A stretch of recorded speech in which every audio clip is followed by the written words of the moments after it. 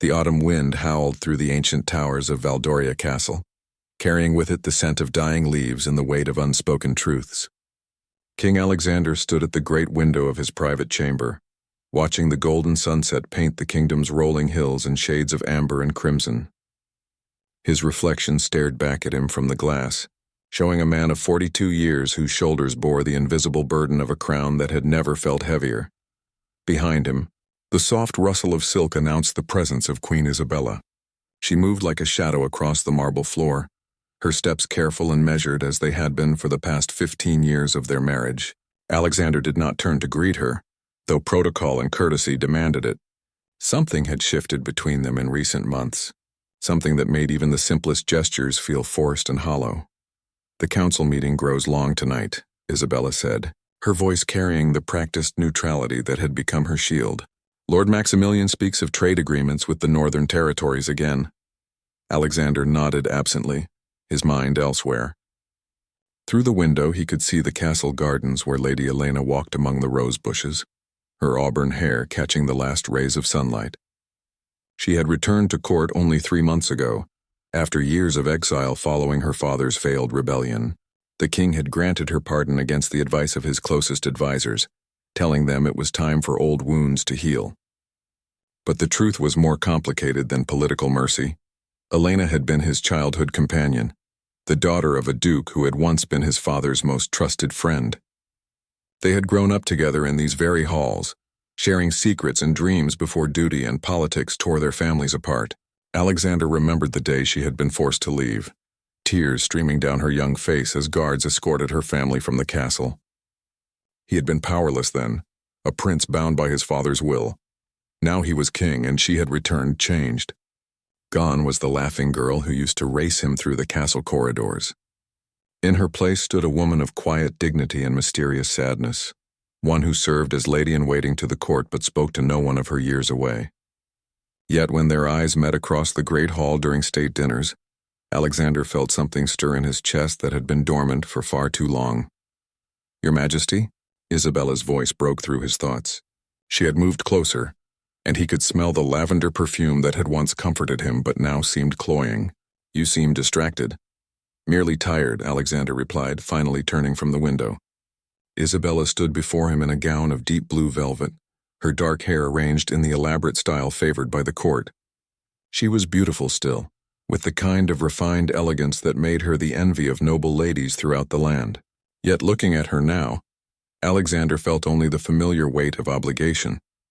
Their marriage had been arranged when Isabella was 16 and he 27, a political alliance that united two powerful kingdoms and brought peace to their borders. She had been a dutiful wife, producing 2 sons who were the pride of the royal line. Prince Marcus, now 14, possessed his father's strategic mind and natural leadership. Prince David, 12, showed promise as a scholar and diplomat. By all measures, their union had been successful. So why did Alexander feel as though he were slowly suffocating? Isabella moved to pour wine from the crystal decanter on his desk, her movements graceful but mechanical. "Lord Maximilian mentioned that Lady Elena has requested permission to visit the old chapel ruins tomorrow," she said, her tone carefully neutral. "Apparently she wishes to pay respects to her father." The mention of Elena's name sent an unexpected jolt through Alexander's chest. He accepted the wine goblet from Isabella's hands, noting how their fingers did not touch during the exchange. "And what did you tell him?" "That such requests should be directed to your Majesty personally." Isabella's dark eyes studied his face with an intelligence that had always unnerved him. "She seems to find solace in solitary pursuits since her return." Alexander took a long sip of wine, tasting the rich burgundy on his tongue while his mind raced. The chapel ruins lay in the eastern woods, a place where he and Elena had once promised to be friends forever, carving their initials into an old oak tree with a stolen kitchen knife. Did she remember? Was this her way of reaching across the years of separation? "I will consider her request," he said finally, setting down the goblet with more force than necessary. The crystal rang against the wooden desk like a bell. Isabella nodded, then moved toward the door. She paused with her hand on the golden handle, her back straight and proud. "Alexander," she said softly, using his given name instead of his title. "Whatever shadows trouble you, Remember that some doors once opened cannot be closed again. With that cryptic warning, she left him alone with his thoughts and the gathering darkness outside his window. Alexander returned to his position by the glass, watching as torches began to flicker to life throughout the castle grounds. Somewhere in the east wing, Elena was likely preparing for sleep, perhaps thinking of tomorrow's visit to her father's memorial. The same father who had died in exile, branded a traitor for daring to oppose a royal decree. The irony was not lost on Alexander. He had spent 15 years being the king his father wanted him to be, making the choices that preserved the kingdom's stability and power. He had married for duty, ruled with calculated wisdom, and buried his personal desires beneath layers of royal responsibility. But Elena's return had awakened something he thought was dead, a reminder of the man he might have been in different circumstances. As the night deepened around Valdoria Castle, King Alexander made a decision that would change everything. Tomorrow he would grant Lady Elena permission to visit the chapel ruins, and perhaps for the first time in 15 years he would remember what it felt like to follow his heart instead of his crown. Dawn broke gray and misty over the kingdom of Valdoria, casting long shadows across the cobblestone courtyard, where servants hurried about their morning duties. Alexander had barely slept, his mind churning with memories and possibilities until exhaustion finally claimed him in the hours before sunrise. Now, dressed in simple riding clothes rather than his usual royal regalia, he stood in his private study composing a message that could alter the course of his life. The parchment before him bore only a few lines, written in his own hand rather than dictated to a scribe. Lady Elena, permission is granted for your visit to the eastern ruins. I shall accompany you to ensure your safety, as the roads can be treacherous for a lone traveler. We depart at noon. A. He had signed with only his initial, the way he used to do in their childhood correspondence when formality seemed unnecessary between friends. A soft knock interrupted his thoughts. Enter, he called, expecting his personal secretary with the morning's correspondence. Instead, Prince Marcus stepped into the room, his young face serious beyond his 14 years. Father, may I speak with you? Marcus asked, closing the door behind him with the careful precision that marked everything he did. The boy had inherited Alexander's height and his mother's dark coloring, but his manner was entirely his own, thoughtful, observant, sometimes unsettlingly perceptive. Of course. Alexander set down his quill and turned his full attention to his eldest son. What troubles you? Marcus approached the desk, his hands clasped behind his back in a gesture that reminded Alexander painfully of his own father. The servants are talking, the prince said directly. About Lady Elena, about you. The words hit Alexander like a physical blow, though he kept his expression neutral.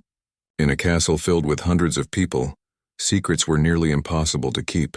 Still, he had hoped for more time before the whispers began. And what exactly are they saying? That you watch her during court functions? That you granted her audience yesterday when Mother was present, but spoke to her privately afterward? Marcus paused, his dark eyes studying his father's face. That you seemed different since she returned. Alexander felt the familiar weight of the crown pressing down on him, heavier now with his son's scrutiny. How did one explain to a boy the complexity of adult feelings? The way the heart could betray even the strongest will. People will always talk, Marcus. It is the nature of court life. The question is whether you believe idle gossip or trust in your father's judgment. But Marcus was not so easily deflected. He had been raised to think like a future king, to analyze situations and people with clear eyes. I remember her, he said quietly. From when I was very young before she left. You used to smile more then. The simple observation pierced Alexander's carefully constructed defenses. He stood and moved to the window, needing distance from his son's uncomfortable honesty. In the courtyard below, Lady Elena emerged from the east wing, wrapped in a dark blue cloak against the morning chill. Even from this distance, Alexander could see the graceful way she moved, the straight line of her shoulders that spoke of inner strength forged through hardship. Your mother is a good woman, Alexander said finally, his voice carefully controlled. She has been a faithful wife and queen. Whatever you may have heard, you must remember that. I know, Marcus replied, joining his father at the window. But knowing someone is good and loving them are not always the same thing, are they? The question hung in the air between them, too mature for a boy of 14. yet delivered with the quiet wisdom that made Marcus sometimes seem older than his years. Alexander looked at his son, seeing in him both pride and a terrible sadness. How young was too young to learn that life rarely offered simple choices. Love, Alexander said slowly, is a luxury that kings cannot always afford. Duty must come first, always, even when duty makes you unhappy. Before Alexander could answer, another knock sounded at the door. This time, Queen Isabella entered without waiting for permission, her morning gown of pale green silk rustling as she moved. Her eyes took in the scene, father and son standing together by the window, both wearing expressions of guilty surprise. "Good morning," she said pleasantly, though Alexander detected the steel beneath her cordial tone. "Marcus, your tutor is waiting for your mathematics lesson." The prince bowed formally to both parents and left without argument, but not before giving his father one last meaningful look.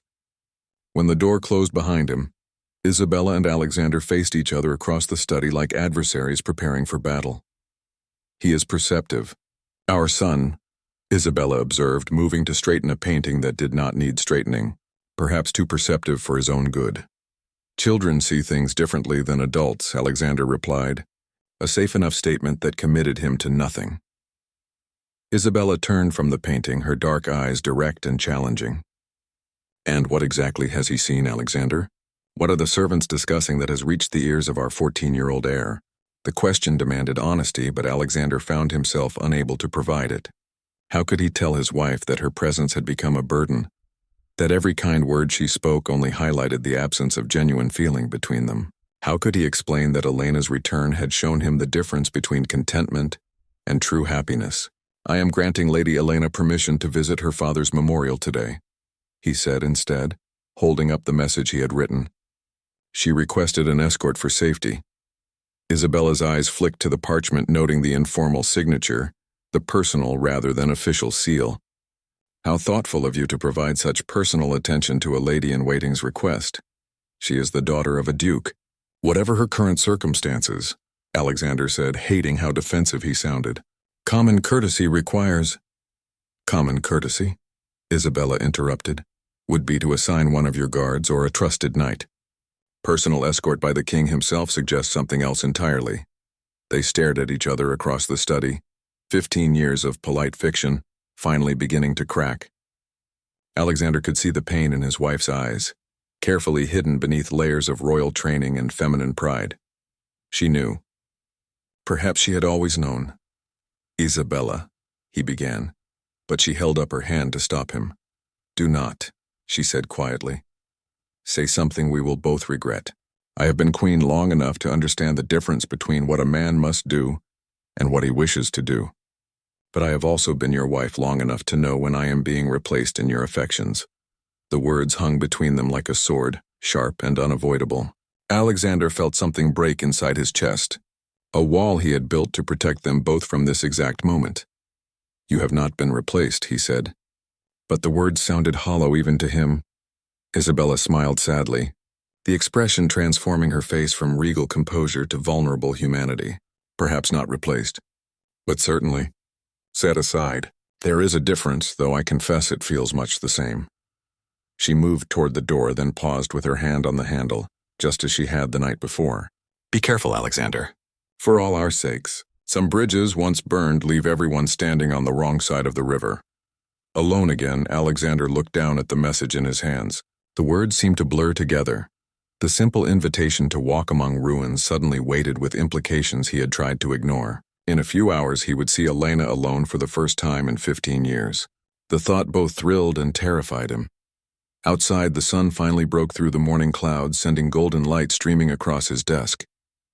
Somewhere in the distance, the chapel bells began to ring, calling the faithful to prayer. Alexander closed his eyes and tried to remember the last time he had prayed for anything other than the kingdom's prosperity. Today, he realized, he would pray for wisdom, for strength, and perhaps for forgiveness for what he was about to do. The ride to the eastern ruins took them through the heart of Valdoria's ancient forest, where towering oaks created a canopy so thick that afternoon sunlight filtered through and scattered golden coins. Alexander rode slightly behind Lady Elena, ostensibly maintaining the proper distance between a king and his subject, but truly because he needed these moments to study her without the scrutiny of court eyes upon them. She sat her horse with the same natural grace he remembered from their youth, though her riding habit of deep forest green was far more modest than the elaborate gowns she had worn as a duke's daughter. Her auburn hair was braided simply and pinned beneath a small hat, a stark contrast to the elaborate styles favored by the current court ladies. Everything about her seemed deliberately understated, as if she were trying to disappear into the background of castle life. They had exchanged only the most basic courtesies since leaving the castle grounds. Elena had thanked him formally for his escort. He had inquired politely about her comfort, and then silence had settled between them like an unwelcome third rider. Yet Alexander found himself acutely aware of every small sound she made, the soft creak of her saddle, the gentle murmur of encouragement she offered her horse when they navigated a particularly steep section of the forest path. The chapel ruins appeared suddenly as they crested a small hill, the remaining stone walls rising from a carpet of fallen leaves like the bones of some ancient creature. Ivy had claimed most of the structure over the years, softening the harsh edges of abandoned stone and broken mortar. What had once been a place of worship for the Eastern lords now served only as a memorial to forgotten prayers and lost faith. Elena dismounted without waiting for assistance, her movements quick and efficient. Alexander followed suit, tethering both horses to a sturdy oak branch while she walked toward the ruins with measured steps. He watched as she paused before what had once been the altar, her head bowed in what might have been prayer or simply remembrance. "He used to bring me here when I was small," she said suddenly, her voice carrying clearly in the forest stillness. "My father. He said this was where our family first swore loyalty to the crown, 300 years ago." Alexander moved closer, careful to maintain a respectful distance. "I remember." He was proud of that heritage. Elena turned to face him, and for the first time since her return their eyes met and held without the barrier of court protocol between them. Up close he could see the subtle changes 15 years had wrought. Fine lines around her green eyes spoke of sorrows he had not shared. A small scar near her left temple, barely visible beneath carefully arranged hair, hinted at hardships she had never mentioned. Yet the essential Elena remained, the intelligence in her gaze, the determined set of her chin, the way she seemed to see straight through to his soul. "Were you there?" she asked quietly. "When they declared him traitor? When they stripped away everything we had ever known?" The question hit him like a physical blow. Alexander had indeed been present in the great hall that day, standing beside his father's throne as Duke Matthias was brought before them in chains. He remembered the proud way Elena's father had held his head high even as the charges were read, the way his voice had never wavered as he proclaimed his innocence.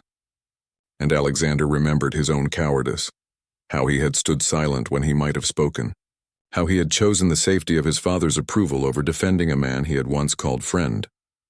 "Yes," he said simply, unable to offer any excuse that would not sound like the self-serving justifications they were.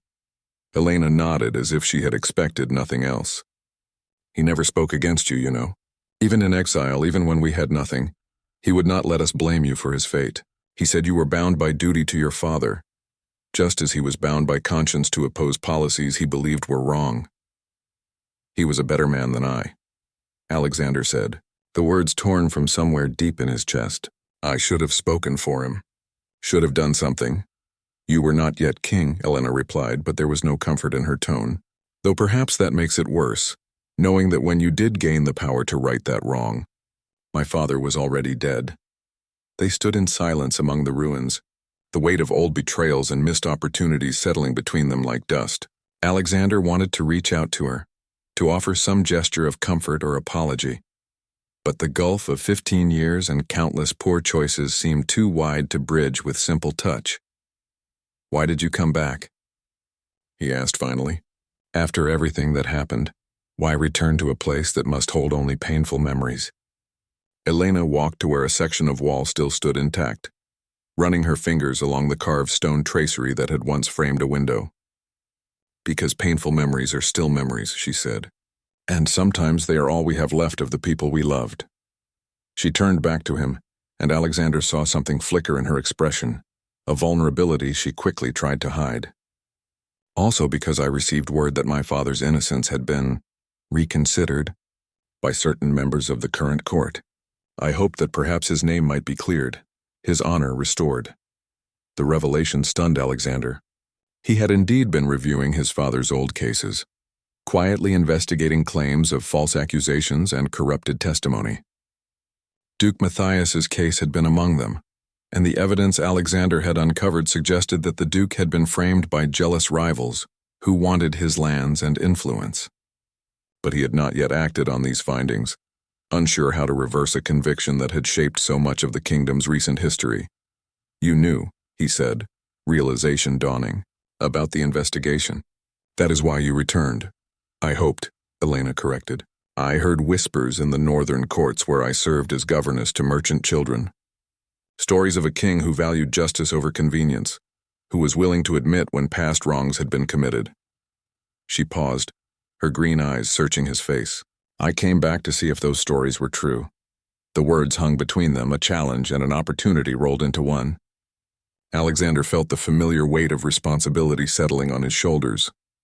But this time it was accompanied by something else, the possibility of redemption, both for her father's memory and for his own conscience. "They are true," he said firmly. "Your father was innocent of the charges brought against him.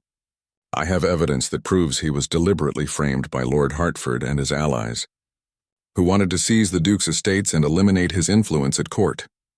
Elena's composure finally cracked, tears spilling down her cheeks as 15 years of carried pain found sudden release. "Thank you," she whispered. "You cannot know what it means to hear you say that." Without thinking, Alexander stepped forward and took her hands in his. The contact sent a shock through his entire body. The warmth of her skin, the slight tremor in her fingers, the way she did not pull away despite the impropriety of the gesture. For a moment they were not king and subject, but simply two people who had once cared deeply for each other, standing among the ruins of old certainties. "I will make a formal proclamation," he promised. "Your father's name will be cleared publicly, his lands and titles restored posthumously. It is long overdue." Elena looked down at their joined hands, then back up at his face. "And what of his daughter?" she asked softly. "What becomes of her when the court learns that the king has reversed his father's judgment? Some will see it as weakness, as abandoning the principles that have guided the crown for 15 years. Alexander felt the world shift around him, old foundations crumbling while new possibilities took shape. "Let them think what they will," he said. "Some principles are worth abandoning when they are built on lies." In the distance, the chapel bells of Valdoria Castle began to ring, calling them back to a world of duty and protocol. But for these stolen moments among the ruins, Alexander allowed himself to remember what it felt like to act from the heart rather than the head, to choose what was right over what was safe. The consequences would come soon enough. The great council chamber of Valdoria Castle had witnessed countless momentous decisions over the centuries, but rarely had the ancient stone walls contained such tension as they did on this gray October morning. King Alexander sat at the head of the massive oak table, the royal seal heavy in his hands as he prepared to announce a decision that would send shockwaves through the kingdom's political foundations. Around the table sat his most trusted advisors, their faces ranging from curious to deeply concerned as they waited for their king to speak. Lord Maximilian, the kingdom's chief treasurer, drummed his fingers nervously against the polished wood. Sir Geoffrey, the royal military commander, kept glancing toward the door as if expecting trouble to arrive at any moment. Chancellor Roderick, Alexander's longtime friend and counselor, wore the expression of a man who already suspected what was coming and dreaded it.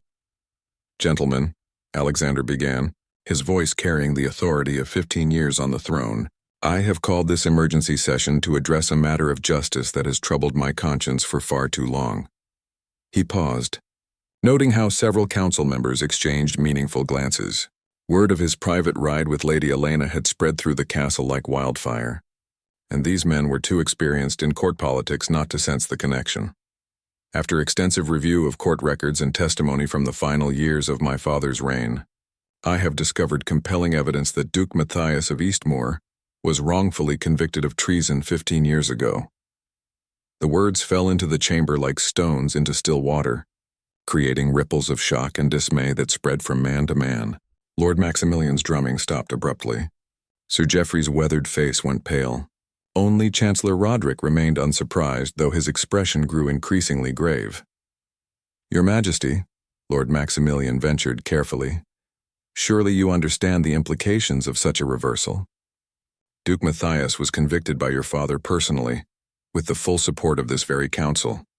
To question that judgment now is to question the foundation of royal justice itself. The foundation of royal justice, Alexander replied firmly, is truth. Not convenience, not political expedience, but truth. And the truth is that Duke Matthias was framed by Lord Hertford and his conspirators, who desired his lands and feared his influence at court. Chancellor Roderick leaned forward, his gray beard bristling with concern. Alexander, even if what you say is correct, the political cost of admitting such an error will be enormous. Lord Hertford's son now holds significant power in the northern territories. His allies control 3 of the kingdom's major trade routes. To accuse them of conspiracy after so many years will create enemies, Sir Geoffrey finished bluntly. Powerful enemies who will see this reversal as the first step toward questioning other decisions made during your father's reign. The stability we have built could crumble overnight. Alexander had expected this resistance, but hearing it spoken aloud still stirred his anger. These were the same arguments that had kept him silent for years, the same careful calculations that had valued political peace over moral courage. Yet now, with Elena's tear-stained face fresh in his memory, such considerations seemed suddenly hollow. Gentlemen, I did not summon you here to debate whether justice should be served, but to inform you that it will be. The proclamation has already been prepared. Duke Matthias will be posthumously pardoned, his lands and titles restored to his rightful heir. His heir? Lord Maximilian's voice cracked slightly. Your Majesty, surely you do not mean Lady Elena? A woman cannot inherit ducal lands, and even if she could, she has been in exile for 15 years. She has no knowledge of governance, no political alliances. No, she has every right that was stolen from her family, Alexander interrupted, his tone carrying a warning that silenced the treasurer's objections. And I have every intention of seeing those rights restored. The council chamber fell into an uncomfortable silence, broken only by the distant sound of rain beginning to fall against the tall windows. Alexander could feel the weight of their disapproval, their certainty that he was making a terrible mistake. Perhaps they were right. Perhaps the cost would be too high, the consequences too severe. But for the first time in years, he found that he cared more about sleeping peacefully than ruling smoothly. The chamber doors opened suddenly, admitting Queen Isabella in a rustle of burgundy silk. The council members rose respectfully, but Alexander remained seated, noting the determined set of his wife's shoulders and the careful neutrality of her expression. Forgive the interruption, Isabella said pleasantly, but I believe the council should be aware that certain preparations are already underway for His Majesty's proclamation ceremony. She moved to stand behind Alexander's chair, placing one hand lightly on his shoulder, in a gesture that appeared supportive but felt like a claim of ownership. The royal seamstresses are already working on appropriate court dress for Lady Elena's restoration to her proper rank. The heralds are preparing announcements for distribution throughout the kingdom. It seems the decision has been made quite definitively. The message was clear to everyone present.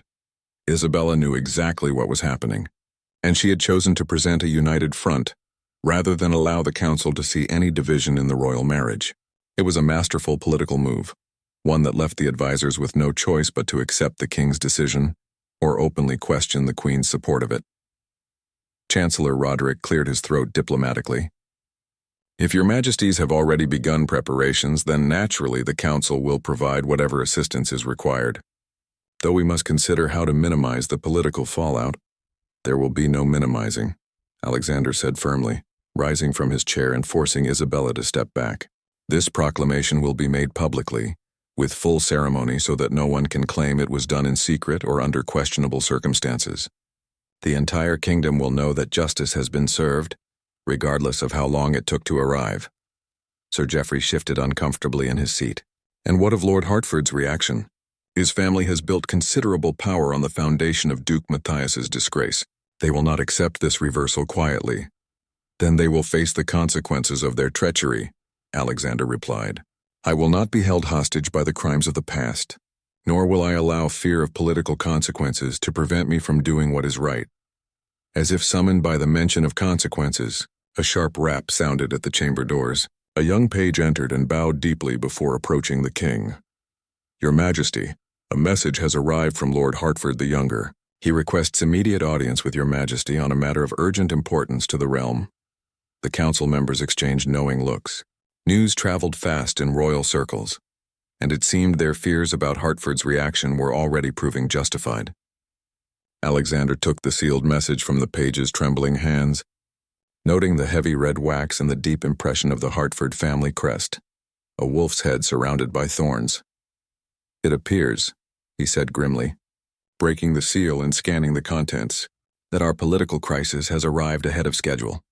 Lord Hertford is already en route to the capital with a considerable armed escort. He claims to have urgent business regarding threats to the kingdom's stability." Isabella's hand found his shoulder again, her grip tighter this time. "Perhaps," she said quietly, "this would be an opportune moment to reconsider the timing of your proclamation. Surely justice delayed a few more days would be preferable to justice that sparks a civil war." Alexander looked around the table at the faces of his advisors, seeing fear and calculation in equal measure. Then he thought of Elena, waiting somewhere in the castle for word of whether her father's name would finally be cleared. He thought of his own son, watching to see what kind of king his father truly was. "No," he said firmly, folding Hertford's message and placing it deliberately on the table. "The proclamation will be made tomorrow as planned. If Lord Hertford wishes to challenge royal justice, let him come. But he will find that this king is not as easily intimidated as he might hope." Thunder rumbled overhead, as the storm gathering outside seemed to echo the tempest brewing within the kingdom's heart. The die had been cast and there would be no turning back. Lord Hertford the Younger arrived at Valdoria Castle like a storm front, his black destrier pawing the cobblestones as he dismounted in the main courtyard with theatrical precision. Behind him rode 20 armed men wearing the wolf and thorns livery of his house, their armor gleaming despite the steady rain that had been falling since dawn. The message was unmistakable. He had come not as a supplicant seeking audience, but as a power broker demanding satisfaction. From her window in the East Tower, Lady Elena watched the procession with a mixture of dread and fascination. She had not seen Thomas Hertford since she was a girl, but even at a distance she could recognize the arrogant bearing that had marked him even in his youth. He had grown into his father's legacy perfectly, tall, broad-shouldered, with the kind of commanding presence that drew followers and intimidated opponents in equal measure. A soft knock at her chamber door interrupted her vigil. "Come," she called, expecting her lady's maid with the evening meal. Instead, Prince Marcus entered, his young face grave with worry. "Lady Elena," he said formally, then paused as if unsure how to proceed. "May I speak freely?" Elena gestured to a chair near the fireplace, noting how the boy carried himself with dignity beyond his years. "Of course, Your Highness, though I confess surprise at your visit." Marcus settled into the chair but remained on its edge as if ready to flee at any moment. "It concerns my father," he said directly. "And you?" "And the decision he has made regarding your family's honor." The bluntness of his statement caught Elena off guard. She had expected curiosity from the royal children, perhaps even resentment, but not this mature concern. "What troubles you about your father's decision?" "Not the decision itself," Marcus replied carefully. "Justice should be served, regardless of how long it takes. But the cost—" He paused, his dark eyes reflecting wisdom that sat uneasily on such young features. "Lord Hertford commands significant loyalty among the northern lords. If he convinces them that father's reversal sets a dangerous precedent, that old judgments can be overturned on whim." "You fear civil war," Elena finished quietly. Marcus nodded. "And I fear for father. He is not the same man he was before your return. Mother sees it too, though she tries to hide her concern. He takes risks now that he would never have considered before." Elena felt a chill that had nothing to do with the October weather.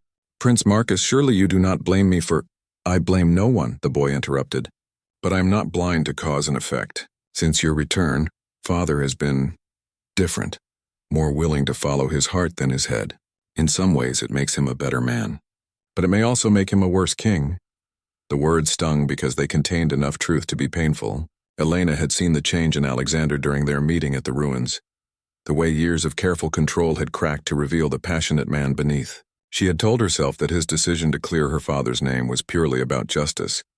But if she were honest, she knew their renewed connection had played a role in his sudden willingness to challenge the established order. What would you have me do? She asked quietly. Leave again? Disappear before the proclamation can be made? Marcus shook his head. I would have you understand the weight of what father is risking for you. For your family's honor, the kingdom's stability, his marriage, perhaps even his throne, all of it hangs in the balance now.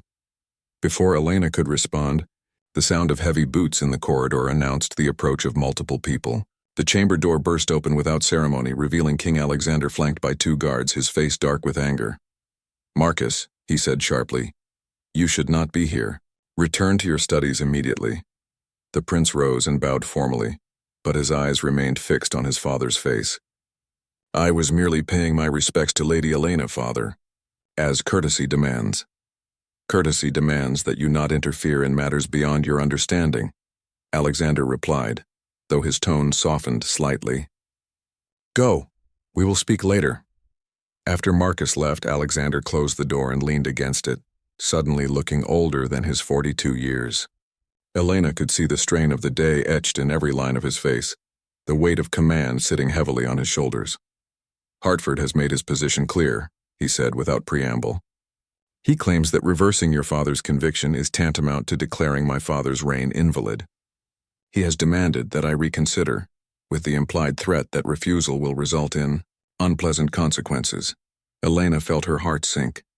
What kind of consequences? The withdrawal of support from his allied houses. Potential disruption of trade routes his family controls. The suggestion that a king who cannot honor his predecessor's judgments cannot be trusted to honor any agreements. Alexander moved to the window, staring down at the courtyard where Hartford's men still waited in formation. He is not wrong about the political implications. This decision will cost me dearly. Then perhaps, Elena said carefully, the cost is too high. Perhaps justice can wait a little longer. Alexander turned from the window, his eyes blazing with sudden intensity.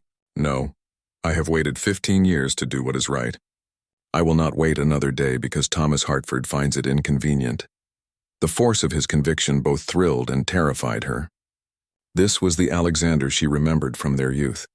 Passionate, determined, willing to fight for what he believed in. But it was also dangerous. The kind of idealism that could destroy kingdoms as easily as it could save souls. Alexander, she said softly, using his given name for the first time since her return, I cannot be the cause of civil war. I cannot be responsible for dividing your kingdom. He crossed the room in 3 quick strides, taking her hands in his just as he had at the ruins. You are not the cause, he said fiercely. The cause is 15 years of lies and cowardice, of choosing comfort over truth. You are simply the catalyst that has finally given me the courage to act. Elena looked into his eyes and saw something that made her breath catch. Not just determination, but something deeper and more dangerous. Devotion, the kind of all-consuming dedication that could drive a man to extraordinary nobility or terrible folly. And what of Queen Isabella? She asked quietly. What of your sons? They will pay the price for your courage as surely as you will. For a moment, Alexander's certainty flickered. Isabella understands. She has always known that duty sometimes requires sacrifice. But does she understand that you are sacrificing her for me? Elena pressed, hating herself for the cruelty of the question, but knowing it needed to be asked. Alexander dropped her hands as if they had burned him. This is not about you, he said, but the words lacked conviction. This is about justice, is it? Elena moved closer, studying his face with unforgiving intensity. Or is it about guilt? About trying to atone for 15 years of choosing the safe path? About proving to yourself that you are capable of the kind of courage you once admired in my father? The accusation hit home. She could see it in the way his jaw tightened, the way his hands clenched into fists at his sides. Perhaps, he said through gritted teeth, it is about all of those things. Perhaps it is about discovering that some prices are worth paying, regardless of the cost. Thunder crashed overhead, and rain began to lash the windows with renewed fury. Somewhere below, Lord Hartford waited for an answer that could reshape the kingdom's future. In the distance, the castle bells began to toll, marking the hour and reminding them both that time was running out for peaceful solutions. Elena stepped back, her decision crystallizing with painful clarity. Then may God forgive us both, she whispered, for what we are about to unleash. The great hall of Valdoria Castle had been transformed for the most unusual ceremony in the kingdom's recent memory. Banners hung from the ancient rafters, their colors muted by the gray light filtering through tall windows still streaked with rain. The assembled nobility filled the space with nervous energy, their conversations reduced to whispers as they witnessed what many believed could be the beginning of the end for their king's reign. At the far end of the hall, the throne of Valdoria rose on its traditional dais, carved from black oak and inlaid with silver that caught what little light the stormy day provided. King Alexander sat with perfect posture, the crown of his ancestors heavy on his brow, but his eyes betrayed none of the turmoil that had consumed him through the sleepless night before. To his right stood Queen Isabella, resplendent in royal blue silk that matched the ceremonial sash across her husband's chest. Her face was a masterpiece of composed neutrality, revealing nothing of the private conversation that had lasted until dawn. To Alexander's left, Chancellor Roderick held the official proclamation, his weathered hands steady despite the magnitude of what they were about to witness.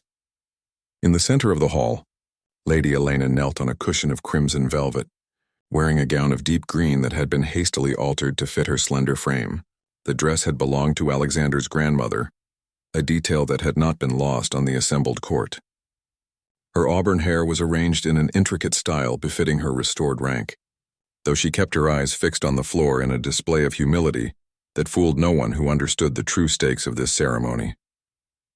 Lord Hertford stood with his supporters near the great doors, his imposing figure clothed in black and silver that seemed to absorb light rather than reflect it. His face bore an expression of barely controlled fury, and twice already he had stepped forward as if to interrupt the proceedings, only to be restrained by the hands of his more diplomatic allies. "Let all who are present bear witness," Chancellor Roderick began, his voice carrying clearly through the hall, "that His Majesty King Alexander, by grace of God and will of the people, does hereby proclaim the complete and unconditional pardon of Duke Matthias of Eastmoor, wrongfully convicted of treason in the 15th year of the reign of King William the Just." A ripple of reaction swept through the assembled nobles. Some nodded approvingly, recognizing the courage required for such an admission. Others exchanged worried glances, understanding that this moment would have far-reaching consequences beyond the restoration of one man's honor. Furthermore, Roderick continued, "His Majesty declares that all lands, titles, and privileges seized from the House of Eastmoor are hereby restored to the rightful heir, Lady Elena, Duchess of Eastmoor, along with all attendant rights and responsibilities of her noble station." This announcement brought audible gasps from the assembly. The restoration of Elena's father's honor was one thing. The elevation of a woman who had spent 15 years in exile to one of the kingdom's most powerful duchies was quite another. Several northern lords shifted uncomfortably, already calculating how this development would affect their own territorial ambitions. "Your Majesty," Lord Hertford's voice cut through the ceremonial proceedings like a blade, "I must protest this unprecedented action." All eyes turned to the imposing figure as he stepped forward, his hand resting deliberately on the pommel of his sword. The gesture was not quite a threat, but neither was it entirely ceremonial. "On what grounds do you protest, Lord Hertford?" Alexander asked, his voice carrying the authority of 15 years of unchallenged rule. "On the grounds that this reversal calls into question every judgment made during your father's reign," Hertford replied, his words carefully chosen to sound reasonable while carrying an undertone of challenge. If Duke Matthias was innocent, then those who testified against him were either mistaken or deliberately false.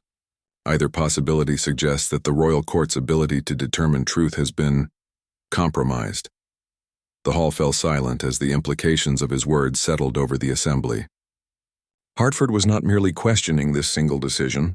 He was challenging the entire foundation of royal justice. It was a masterful political move, one that forced Alexander to defend not just his current choice but the legitimacy of his entire reign.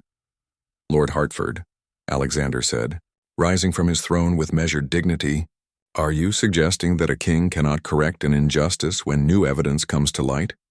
That the pursuit of truth should be abandoned in favor of protecting past errors? I am suggesting, Your Majesty, that a king who casually overturns the solemn judgments of his predecessors invites chaos. If today you declare Duke Matthias innocent, what prevents ambitious nobles tomorrow from claiming they too were wrongfully accused? Where does such revisionism end?" It was a clever argument, one that resonated with the conservative instincts of many in the assembly. Alexander could see doubt creeping into faces that had been supportive moments before.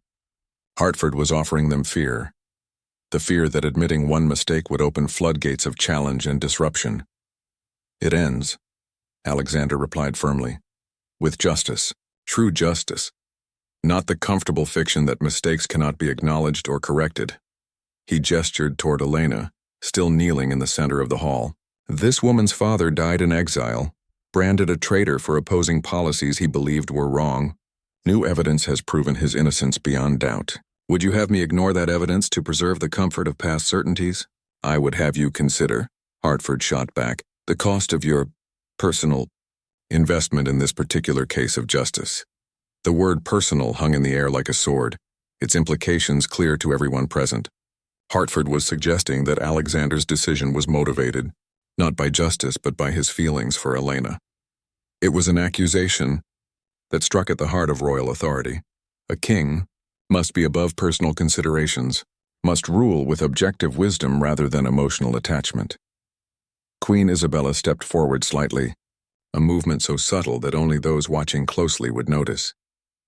But the gesture was enough to remind the assembly that she stood beside her husband, that whatever personal cost this decision might extract, the royal family remained united. "Lord Hertford," Isabella said, her voice carrying the musical authority that had made her one of the most respected queens in the kingdom's history. "You speak of cost and personal investment. Surely you would agree that the greatest cost would be to abandon justice simply because it proves inconvenient." The Queen's intervention shifted the dynamic subtly but significantly. By speaking in support of her husband's decision, she removed Hertford's ability to suggest that the royal marriage was divided on this issue. More importantly, she reminded everyone present that questioning the king's motives was tantamount to questioning the Queen's judgment as well. Hertford's jaw tightened as he realized his position had been compromised. "Your Majesties," he said with forced courtesy, "I fear you underestimate the practical consequences of this decision. The northern lords who supported the original conviction will not accept this reversal quietly. Trade agreements built on the redistribution of Duke Matthias's lands will be thrown into chaos. The stability that has marked your Majesty's reign will be shattered." "Then so be it," Alexander declared, his voice ringing through the hall with surprising strength. "I would rather rule over a kingdom divided by truth than one united by lies." He descended from the dais and approached Elena, offering his hand to help her rise. The gesture was both ceremonial and deeply personal, a public acknowledgement of his support that would be remembered and analyzed for years to come. "Rise, Duchess Elena," he said formally, "and take your rightful place among the nobility of Valdoria." As Elena stood, accepting her restored title and the explosive political consequences that came with it, thunder crashed overhead with such violence that several nobles flinched. The storm outside seemed to mirror the tempest that was about to engulf the kingdom, and everyone present understood that they had just witnessed a moment that would reshape their world forever. Lord Hertford bowed stiffly, the gesture correct in form but seething with barely contained rage. "Your Majesty," he said through gritted teeth, "I hope you will remember this moment when the consequences of your decision become clear." With that ominous warning, he turned and strode from the hall, his supporters following in his wake like storm clouds gathering for a hurricane. The great doors slammed shut behind them with a finality that seemed to seal the kingdom's fate. 3 weeks after the ceremony that shook the kingdom to its foundation, King Alexander stood once again at the window of his private study. But the view that greeted him was vastly different from the peaceful autumn landscape he had observed just a month before. The castle courtyard bustled with the organized chaos of military preparation. Soldiers drilling in formation, weapons being sharpened and distributed, supply wagons arriving daily from loyal territories. Lord Hertford had made good on his implied threats. Within days of Elena's restoration, 3 northern duchies had declared their intention to reconsider their allegiance to a crown that could not be trusted to honor established law. Trade routes had been disrupted, tax collections delayed, and most troubling of all, reports had reached the capital of armed men gathering under Hertford banners in the disputed borderlands. Yet as Alexander watched his kingdom prepare for what increasingly seemed like inevitable conflict, he found himself oddly at peace. The constant weight of compromise that had burdened him for 15 years had lifted, replaced by the clean certainty of having chosen a path based on principle rather than convenience. A knock at his door interrupted his contemplation. "Enter," he called, expecting another report from his military commanders. Instead, Duchess Elena stepped into the room, no longer the subdued lady-in-waiting who had served quietly at court, but a woman transformed by the restoration of her rightful place in the world. She wore a gown of deep burgundy silk that spoke of both elegance and authority, and her auburn hair was arranged in the style befitting her rank. Yet it was the change in her bearing that struck Alexander most forcefully. The way she carried herself with renewed confidence, the directness of her gaze that no longer needed to avoid his. "Your Majesty," she said formally, offering a curtsy that was precise but not deferential, "I come to inform you that I will be departing for my ancestral lands tomorrow." Alexander felt something cold settle in his chest. In all his calculations about the cost of his decision, he had not considered that Elena might leave once her honor was restored. "The Eastern territories are not yet secure," he said carefully. "Hartford's allies control several key positions along your borders. It may not be safe." Elena moved closer to his desk, her green eyes reflecting a steel that reminded him powerfully of her father. "Duke Matthias never taught his daughter to choose safety over duty, Your Majesty. My people have lived without their rightful duchess for 15 years. They deserve better than an absent ruler who governs from the comfort of the capital." "Your people will also deserve a living duchess rather than a martyred one," Alexander replied, but he could hear the defeat in his own voice. She had made her decision with the same certainty that had driven his own choices, and he recognized that any argument he offered would sound like the selfish pleading of a man who could not bear to lose her again. "The Eastern lords who remained loyal to my father's memory have already pledged their support," Elena continued. "Sir Marcus of Greystone has agreed to serve as my military commander, and Lady Catherine of Millbrook will act as my chief advisor. They believe we can hold our territories against any encroachment while you deal with the larger rebellion." Alexander studied her face, seeing determination mixed with something else. Regret, perhaps, or the same sense of loss that had been growing in his own heart since the ceremony. "Is this what you truly want?" he asked quietly. "To leave court just as you have regained your rightful place within it?" Elena was silent for a long moment, her gaze moving to the window where the sounds of military preparation drifted up from the courtyard below. "What I want," she said finally, "and what I must do are not always the same thing. You taught me that, Your Majesty, through your own example." Before Alexander could respond, the door opened again to admit Queen Isabella.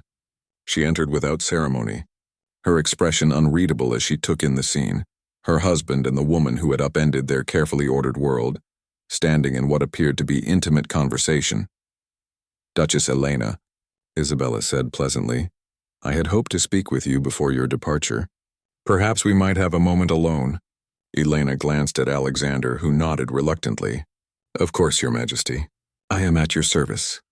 Alexander moved toward the door, but Isabella's voice stopped him. "Actually, I believe this conversation concerns all three of us. Please stay." The tension in the room became almost tangible as the three people whose intertwined fates had shaped the kingdom's recent turmoil faced each other without the protection of court protocol or public ceremony. Alexander found himself studying his wife's face, looking for signs of the anger or hurt he had expected to see there. Instead, he found only a kind of weary resignation that was somehow more devastating than rage would have been.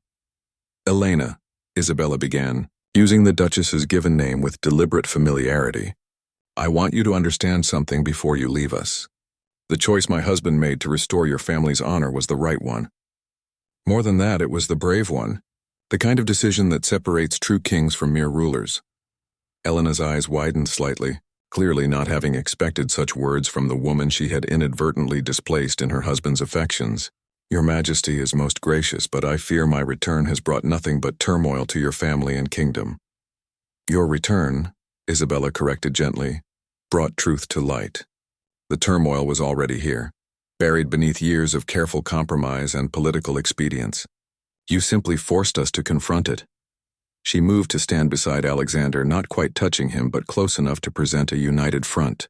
"What grieves me is not that justice was served, but that it required such personal sacrifice from all of us. Alexander looked at his wife with new understanding. She knew. She had always known about his feelings for Elena, about the way their reunion had awakened something in him that 15 years of marriage had never touched. Yet she was choosing to stand beside him anyway, to support decisions that cost her dearly because she believed they were right. "Isabella," he began, but she held up her hand to stop him. "The heart wants what it wants, Alexander. I learned that long ago, but the crown demands what it demands as well, and sometimes those two forces pull in opposite directions." She turned to Elena, her expression softening with something that might have been genuine affection. "You are leaving because you understand that truth as well as I do."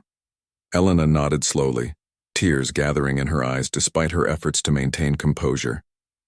"The kingdom needs its king to be above reproach. My presence here complicates that."